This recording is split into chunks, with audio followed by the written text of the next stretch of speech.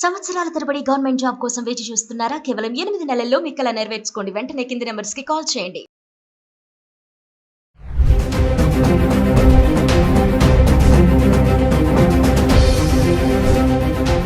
Hi hello నమస్తే, welcome back to Suman TV. ప్రస్తుతం మనతో పాటు ఉన్నారు consumers affairs committee chairman Mandari Krishna Reddy గారు. నమస్తే సార్. నమస్తే. సార్, అమెరికా ట్రంప్కి సంబంధించి మనం వీడియోలు చేస్తూనే ఉన్నాము. మరి కొత్తగా అమెరికాలో ఉన్నటువంటి భారతీయ విద్యార్థులను భయపెడుతున్నటువంటి కొత్త బిల్, ఓపీటీ బిల్, అది రద్దు చేసేశాడు. మరి ఏంటి సార్, దానివల్ల మన వాళ్ళకి వచ్చినటువంటి నష్టాలు ఏంటి? అంటే ఎవరైనా ఇతర దేశస్తులు అమెరికా వెళ్ళి చదువుకునే స్టూడెంట్స్ కానీ, లేక ఏదైనా రీసెర్చ్ స్కాలర్స్ కానీ, ఎడ్యుకేషన్ సంబంధించినటువంటి లైన్లో ఉన్న వాళ్ళకి ఎక్కువ భాగం అమెరికాలో ఒక విధానం కొనసాగుతోంది. సపోజ్ వాళ్ళు ఏదో ఒకైనా వీసా తీసుకొని అక్కడికి వచ్చి ఎడ్యుకేషన్ కంటిన్యూ చేయడం కానీ, ఈ రీసెర్చ్ స్కాలర్ ఇట్లా కంప్లీట్ చేసినప్పుడు వాళ్ళకి ఇచ్చిన వీసా పీరియడ్ ఏదైతే ఉంటుందో 2 years 3 years ఎంత ఉంటుందో ఎడ్యుకేషన్ దానికి సంబంధించిన రీసెర్చ్ వరకు ఆ పీరియడ్ ఉంటుంది. ఆ పీరియడ్ తర్వాత కూడా 1 సంవత్సరం నుంచి 3 సంవత్సరాల దాకా వాళ్ళు అక్కడే ఉండి జాబ్స్ చేసుకుంటూ ఇంకా ఫర్దర్గా ఆ రీసెర్చ్ లోపల ఇంకా ముందుకెళ్ళడానికి కానీ, ఎడ్యుకేషన్లో ముందుకెళ్ళడం కానీ, లేదా జాబ్ ఏదైనా చూసుకోవడానికి పాసిబిలిటీ కానీ దానికి తగినట్టుగా ఒక అవకాశం గతంలో ఉండేది. Minimum 1 year, maximum 3 years possibility కల్పించేవాళ్ళు. ఈ పర్యాయంలో వాళ్ళకి ఏంటంటే వీసా ఉన్నట్టే లెక్క, అంటే వీసా ఎక్స్టెండ్ చేసినట్టు లెక్క. ఒక రకంగా ఓపీటీ అంటే ఇక్కడ వాళ్ళకి వీసా ఎక్స్టెండ్ చేయడం ఒకటేను, వాళ్ళు పని చూసుకోవడానికి ఒక అవకాశం ఉండేది. అయితే ఇది ఎక్కువ ఏంటంటే యూనివర్సిటీలో మాత్రమే ఈ పని చూసుకోవాలనేది, క్యాంపస్లోనే ఉండాలి, క్యాంపస్లో ఉండాలి. అది వారానికి 20 గంటలు మాత్రమే పని చేయాలనేది ఉంది, కండిషన్ ఉంది. అంతకన్నా ఎక్కువ పని చేస్తే అది నేరం కింద లెక్క. కానీ సహజంగా యూనివర్సిటీలో ఇంతమందికి జాబులు దొరకడం చాలా కష్టం. కాబట్టి ఏం చేస్తారు వీళ్ళు, యూనివర్సిటీలో కాకుండా బయటకు వెళ్ళి పనులు చూసుకుంటారు. 20 hours చేస్తే దానివల్ల లాభం లేదు కాబట్టి, ఎందుకంటే 20 hours అమెరికన్ సిస్టమ్ ప్రకారంగా చేస్తే, అంటే అమెరికన్స్కి ఎంత అయితే డబ్బులు ఇస్తారో అంత డబ్బులు మన ఇండియన్స్ కూడా ఇచ్చేటైతే 20 hours సరిపోతుంది. కానీ అమెరికన్స్కి ఇచ్చే దాంట్లో 1/4 1/3 మనకి ఇస్తారు కాబట్టి అది సరిపోదు. కాబట్టి ఏం చేస్తారంటే 20 గంటలు సరిపోదు కాబట్టి బయటకి ఎక్కువ గంటలు పనిచేస్తారు. ఈ ఎక్కువ గంటలు పనిచేయడం అనేది నేరానికి సంబంధించిన విషయం. అంటే అమెరికన్స్కు ఉద్యోగాలు దొరకకుండా బయట నుంచి వచ్చిన వాళ్ళు ఆ ఉద్యోగాలు ఆక్యుపై చేసుకొని తక్కువ రేట్లకు పనిచేయడం వల్ల అమెరికన్స్ రావాల్సిన జాబ్స్ రావట్లేదు, అమెరికన్ రావాల్సినంత జీతం రావడం లేదనేది అక్కడ ట్రంప్ యొక్క వివాదం. ట్రంప్ ఓపీటీ రద్దు చేయడంలో ముఖ్యమైన కారణం అది. ఇప్పుడు దీనివల్ల ఏమైందంటే లక్షల మంది విద్యార్థులు నష్టపోయే పరిస్థితి ఏర్పడింది. అంటే వాళ్ళకి చదువు అయిపోగానే ఇక వాళ్ళు వెంటనే మూటముళ్ళు సర్దుకొని వచ్చేసేయాలి, వెనక్కి రావాలి. ఏమాత్రం అక్కడ ఉండడానికి వీలు లేదు. గతంలో అయితే ఓపీటీ ఉండడం వల్ల మినిమం 1 year నుంచి 3 years దాకా వాళ్ళు షెల్టర్ ఉండేది.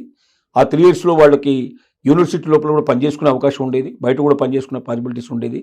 వాళ్ళు మొత్తం మీద అంటే యూనివర్సిటీ అని ప్రతిబంధకం పెట్టినా కూడా చాలామంది ఎక్కడ చేస్తున్నా స్టూడెంట్ వీసా ఉంది కదా ఇతనికి, ఎట్లాగైనా 3 ఏళ్ళు 2 ఏళ్ళు ఉంది కదా వీళ్ళు చెప్పిన ప్రకారం ఓపీటీ ప్రకారం, కానీ ఎవరు కూడా పోలీసు కానీ ఎవరు ఆబ్జెక్షన్ చెప్పేవాళ్ళు కాదు. ఇప్పుడు ట్రంప్ తీసుకుని నిర్ణయం వల్ల ఏమైందంటే లక్షలాది మంది విద్యార్థులు వాళ్ళ ఇండియాకు రావాల్సిన పరిస్థితి ఏర్పడింది. ఖచ్చితంగా రాకపోతే ఇంకో మార్గం లేదు. ఎందుకంటే వాళ్ళని 1 month లోపల వాళ్ళకి ఈరోజు ఓపీటీ రద్దు చేశారు, 1 month టైం ఇచ్చారు. 30 రోజుల లోపల వాళ్ళు ఎట్టి పరిస్థితులు ఇండియాకు తిరిగి రాకపోతే వాళ్ళ మీద కేసులు ఫైల్ చేసే అవకాశం ఉంది, వాళ్ళ జైలు పంపించే అవకాశం ఉంది, వాళ్ళ మీద రకరకాల యాక్షన్స్ తీసుకునే అవకాశం ఉంది, ముద్రేసేస్తారు. స్టూడెంట్స్నే కాకుండా సార్, అక్కడ ఉన్నటువంటి యూనివర్సిటీస్ కూడా ఈ బిల్లుతో భయపడుతున్నాయి అంటే ఏం చెప్తారు సార్? ఎందుకు భయపడుతున్నాయంటే యూనివర్సిటీస్ ఎప్పుడు బాగా కలకలాడుతుంటాయి, స్టూడెంట్స్ ఉంటే బాగా కలపడతాయి. స్టూడెంట్స్ని బయటకు పంపించడం మొదలుపెట్టిన తర్వాత ఈ ఓపీటీ సిస్టమే లేకపోతే అసలు ఎవరు చదువుకోవడానికి రారు. ఎందుకంటే మా చదువు అయిపోయిన తర్వాత కూడా ఇంకా 1 year నుంచి 3 years అక్కడే ఉండొచ్చు, అమెరికాలో ఏదైనా మంచి ఉద్యోగం సంపాదించుకోవచ్చు, లేదా ఫర్దర్గా స్టడీస్ అయినా ఫర్దర్గా ఇంకేదైనా సరే మా జీవితాన్ని సెటిల్ చేసుకోవచ్చు అనే ఉద్దేశంతో వస్తున్నారు. నీకు నీ చదువు వరకు మాత్రమే కంప్లీట్ చేసుకుని పోవాలంటే అమెరికానే రావాల్సిన అవసరం లేదు. ఇండియాలో కూడా మంచి చదువు ఉంది మనకు, ఇండియాలో కూడా మంచి యూనివర్సిటీస్ ఉన్నాయి మనకు. ఇవి కాకుండా అమెరికా కన్నా చాలా తక్కువ ఖరీదు చేసేవి, తక్కువ ఖర్చు అయ్యేటువంటి అనేక దేశాల లోపల యూనివర్సిటీస్ ఉన్నాయి, ఇంకెక్కడికైనా వెళ్ళొచ్చు. అమెరికాలో పర్టికులర్గా ఎందుకు వస్తున్నారంటే అమెరికాలో పార్ట్ టైం జాబ్ చేసుకునే అవకాశం ఉంది, చదువుకునేటప్పుడు కూడా పార్ట్ టైం చేసుకోవచ్చు.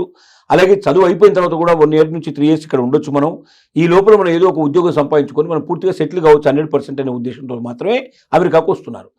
ఇప్పుడు ఓపీటీ తొలగించిన తర్వాత ఇక అక్కడ ఉద్యోగాలు వస్తాయనేది కల్లా, అక్కడ వెయిటింగ్ పీరియడ్ లేదు. మరి అలాంటప్పుడు ఎందుకు వస్తారు? కొత్త విద్యార్థులు రారు, ఉన్న విద్యార్థులు వెళ్ళిపోతారు. కొత్త విద్యార్థులు రారు. మరి యూనివర్సిటీస్ ఏమైపోతాయి? నష్టాల బారిన పడిపోతాయి. చివరికి యూనివర్సిటీలు మూసుకోవాల్సిన పరిస్థితి ఏర్పడుతుంది. అందుకే యూనివర్సిటీస్ వణికిపోవడానికి కారణం అది, భయపడడానికి కారణం అదే మెయిన్గా. సరే, ట్రంప్ టార్గెట్ ఇప్పుడు స్టూడెంట్స్ అంటారా? ట్రంప్ టార్గెట్ స్టూడెంట్స్ అని కాదు. ట్రంప్ ఏం ఎలక్షన్లో ఏం వాగ్దానం చేశాడంటే, ఇక్కడ ఉన్న ప్రజలకి నేను ఉద్యోగం కల్పిస్తాను, భద్రత కల్పిస్తాను, ఆదాయాలు పెంచుతాను, ఒక అమెరికాని ప్రపంచ దేశాల్లో నెంబర్ 1 దేశంగా నేను చూపిస్తాను, అప్పులు మొత్తం కంప్లీట్గా తీర్చే ఏర్పాటు చేస్తాను, ఆదాయం పెరిగే ఏర్పాటు చేస్తాను, దేశ భవిష్యత్తే గతంలో ఎప్పుడూ లేనంతగా ఒక ఉన్నతమైన పరిస్థితి, ఒక గోల్డెన్ ఎరా తీసుకొస్తాను నేను అని వాగ్దానం చేశాడు. కాబట్టి మరి అలాంటి స్వర్ణయుగాన్ని తీసుకురావాలంటే ఎక్కడెక్కడ లోపాలు ఉన్నాయో చూడడం మొదలుపెట్టాడు. ఒకటి, ప్రభుత్వ రంగ సంస్థల్ని వీలైనంతవరకు క్లోజ్ చేయాలని డిసైడ్ చేసుకున్నాడు. ఎందుకంటే ప్రభుత్వ రంగ సంస్థల్లో అనవసరంగా ఖర్చే విపరీతంగా ఉంటుంది, కానీ దానివల్ల వచ్చే ప్రయోజనాలు పెద్దగా ఉండదు. ఎందుకంటే అమెరికాలో ఏంటంటే అన్ని రాష్ట్రాలు ఇండిపెండెంట్గా ఏ రాష్ట్రానికి ఆ రాష్ట్రమే స్వతంత్ర ప్రతిపత్తి కలిగినటువంటివి. కాబట్టి ఏ రాష్ట్రానికి ఆ రాష్ట్రం బతకగలిగే అవకాశం ఉన్నప్పుడు సెంట్రల్ నుంచి పెద్దగా వాళ్ళకి సపోర్ట్ ఇవ్వాల్సిన అవసరం లేదు. డబ్బు రూపంలో ఏదైనా ఇవ్వాల్సి ఉంటే డైరెక్ట్గా ఇచ్చేయడానికి పాసిబిలిటీ ఉంది. దానికోసం డిపార్ట్మెంట్ పెట్టి వేల మందిని పోషించి వాళ్ళకు అనవసరంగా శాలరీస్ ఇచ్చి ఇవన్నీ చేయాల్సిన అవసరం లేదనే నిర్ణయానికి వచ్చి వీలైనంత వరకు ఉద్యోగాన్ని తొలగించడం ప్రారంభించాడు. రెండోది ఏం చేశాడు, బయట నుంచి వచ్చిన వాళ్ళు, వలస వచ్చిన వాళ్ళు ఇక్కడ ఏం చేస్తున్నారంటే అందరు టెస్ట్ వేసుకొని కూర్చుంటున్నారు. వాళ్ళు ఇక్కడ ఇతరుల ఏంటి ఈ అమెరికా మీద వ్యతిరేకంగా కూడా కొంత వ్యతిరేకత కూడా కూడగట్టేందుకు వాళ్ళు తోడ్పడుతున్నారు. తర్వాత ఇక్కడ ఉన్న ఉద్యోగాలు తన్నుకుపోతున్నారు. ఇక్కడ వాళ్ళకు ఉద్యోగాలు ఇవ్వటం లేదు. ఇక్కడ వాళ్ళకి అద్దెకు ఇల్లు దొరకడం కష్టం ఉంది. ఇక్కడ వాళ్ళకి అవకాశాలు తక్కువైపోతున్నాయి. కాబట్టి బయట నుంచి వచ్చే వాళ్ళని ఎంత తగ్గించగలిగితే అంత అమెరికా సేఫ్గా ఉంటుంది, సురక్షితంగా ఉంటుందని అతను భావిస్తున్నాడు. సరే, ఏదేమైనా ఓపీటీ బిల్లు రద్దు చేయడం వల్ల మన స్టూడెంట్స్కి అయితే తీవ్రమైన నష్టమే అనుకోవచ్చు. 100% నష్టమే. విద్యార్థులంతా వెనక్కి రావాల్సిన పరిస్థితి ఏర్పడుతుంది. కొత్త విద్యార్థులు వెళ్ళాలంటే భయపడే పరిస్థితి ఏర్పడుతుంది. ఇక అమెరికా చదువులకి కొంతకాలం స్వస్తి పలకాల్సిన పరిస్థితి ఏర్పడుతుంది. అసలు వాస్తవంగా ఎవరిచ్చినా సలహా ఇది ఇస్తారు.